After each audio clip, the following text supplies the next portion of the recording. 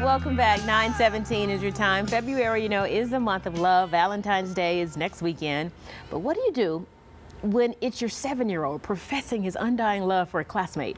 Well, licensed psychologist and author Dr. Erik Fischer joins us now with tips on how to manage your child's crushes and relationships at any age. If there's a 7-year-old coming going, Mom, you have a crush on so, don't panic, first of all. That should be step number one. Don't freak out. And even if it's their teacher, don't panic. It's common that kids have crushes on both kids their age as well as adults. It could be their first teacher, their neighbor, and that's a natural part of them starting to explore how they feel towards people. Before it was all about their family, and now they're starting to extend their relationships outward. They're starting to feel their heart pitter-patter for kids around them, and that's okay. That's why that response is so important. You don't want to shame them or exactly make them feel guilty or anything like that. Exactly, because you're starting to form how they're going to come to you as they get older, and you also have to look at their temperament. Some kids with very slow to warm up temperaments who are easily kind of embarrassed, they'll shut down and they won't talk to you, and that becomes a whole inner world that develops from then on that we really have to be aware of how we're beginning to develop our relationships with our kids for them to talk to us about attractions, relationships. So that starts, the conversation can start at the elementary level. You're moving now to middle school age.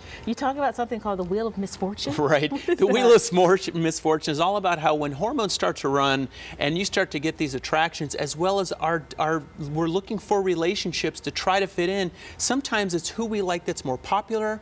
Sometimes it's we like the person that's not as popular, but we don't want that to happen. So I think we see that a lot of times relationships are changing by the week and parents' heads are often spinning around, who's it going to be this week? Well, what if there's signs that, okay, this relationship is a little too deep now, you're just in middle school, what? Right.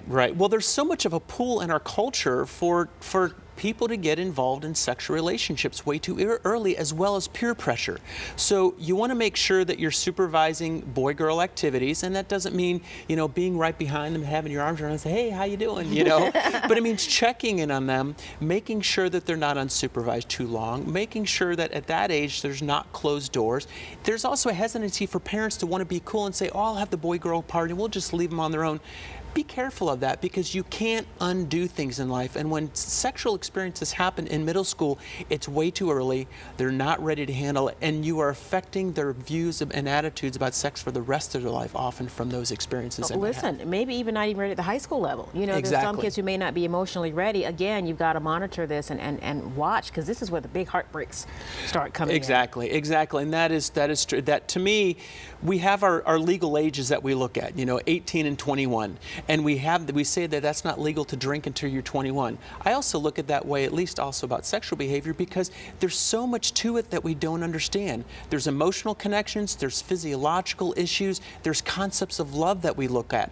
What we have to see is often kids are getting their perceptions and conceptualizations about love from their family, from their parents, and from the behaviors and relationships that their parents have, as well as what they've seen in TV and culture. So in this age, in high school, you also want to make sure you're having conversations with your kids. So what you started in elementary school, built in communication through middle school, enhance in high school, is you want to become a resource for them to communicate and talk to. And for you, again, not to shame them, humiliate them, not to become their boyfriend or girlfriend's best friend and say, oh, I'm sorry I had that breakup, but can't you go out with them one more time? No. I think it can work. We got to give our kids space to explore and know that they're going to be those heartbreaks, and that's often a good thing, because we realize more about what we like and don't like, or what we want and don't want, and how we want to be treated and don't want to be treated through the different relationships we have. Never allow your kids to stay in an abusive relationship. That is important. And never allow them to feel exploited or to exploit others. Sometimes we have to talk to our kids about how to behave in a more respectful way towards their significant others, and not let them run roughshod over the person they're caring for. Bottom line, Dr. E, it's not too early to have that conversation. Just start talking. Well, and I have a blog on my website that's called Your Body's Not a Disneyland. I saw that. That's a discussion about, it's an 8-part blog that talks all about the different ways that we develop relationships and the issues with developing healthy relationships and unhealthy relationships. Well, it's not a Disneyland. How about that? Dr. E, as always, good advice. Thank you so much. My pleasure. For more information on helping your children in their development of relationships, or on Dr. E, and of course you want to check out his blog. What is it again, Doc? Your Body is Not a Disneyland. Just head to myfoxatlanta.com and look for the viewer information.